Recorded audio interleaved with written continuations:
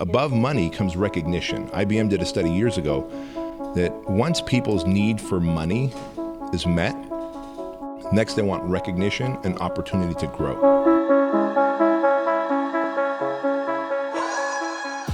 What are some of the things that you do to recruit new team members? And then maybe you've dealt with this as your gyms were expanding, as your franchise were expanding, retaining people, because obviously, like you said, there's always more competition popping up, and we've kind of run into that ourselves a little bit. But you got to maybe you got a team member that's kind of wavering, thinking about doing something else.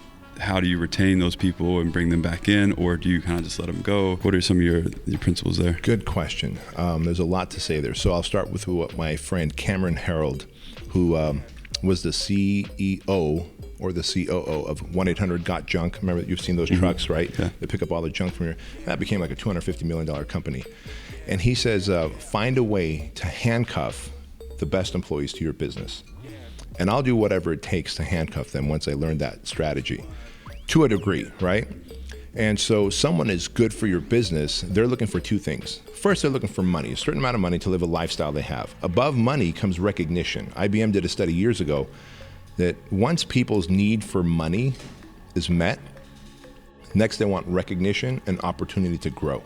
If you can provide those two things, the money is no longer that big of a factor, right? The guys do, we pay them well, we have health benefits and 401ks and all this stuff, and now we do revenue share with them. So I found all these different ways to handcuff all my best team members to the business. Hey, if you've been with me for a year, that means I like you. Mm-hmm. That means you qualify for our partnership rewards program. We call it the PRP program, where we literally share 1.5% of our quarterly revenue with our team, as long as these KPIs are met, mm-hmm. right? And we have a giant TV screen right in our big lobby of our headquarters that shows how many franchises we sold this month and how many web specials we sold. And it's just 2 KPIs. And I want every single guy, from the video guy or gal to the web developer to the sales reps, to keep the numbers front of mind. Mm-hmm. And so we find a way to handcuff them through meeting their financial needs, and then of course, recognition and opportunity to grow. So recognition could be, flying around with me, right? Flying around and creating content. Recognition could be, hey fellas, I need more cool videos, but I don't want to seem like a douchebag, and I'm not willing to go rent a Lamborghini and a fake jet just to show that. I'll fly private when I want, but that's not my life. I don't want to show that. I don't want to fake that. Recognition is letting them get the creative ideas instead of me saying, hey, here's what we should do. It's not a top-down command anymore. So that's thing number one. Thing number two is we hire not on skill sets, but on personality, because if you've got a strong culture, then everything else will grow together. And we've got a really strong culture at our headquarters and many of our Fit Body Bootcamp locations. If you're a great trainer, but you're fixed-minded and you go, no, I can't train this type of person, we're not gonna hire you. We're gonna hire someone who's open-minded, has a personality of, you know what, show me that I can train this person, teach me how. And then the third thing is we believe in team development.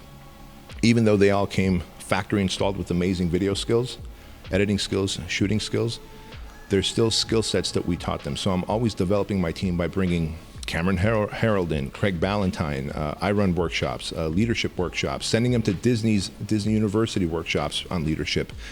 And by doing that, what are you doing? You're giving them recognition. Hey, I value you so much, I'm gonna keep investing money and time in you. We sent 2 of our team leads to Jocko Willink's muster, right? He wrote Extreme Ownership. And they come back from Washington, D.C. after 2 days of training in the mud and in the rain and learning leadership stuff. And I'm like, all right, now you guys are gonna teach the other 40 people everything you learned. It's like, wow, okay, you not only invested in me, but now you're having me lead and teach. And that shows so much recognition that they don't wanna leave. But make no mistake about it, we all have KPIs, we all have expectations. They need me to be on when I show up, I expect them to be on when I show up as well.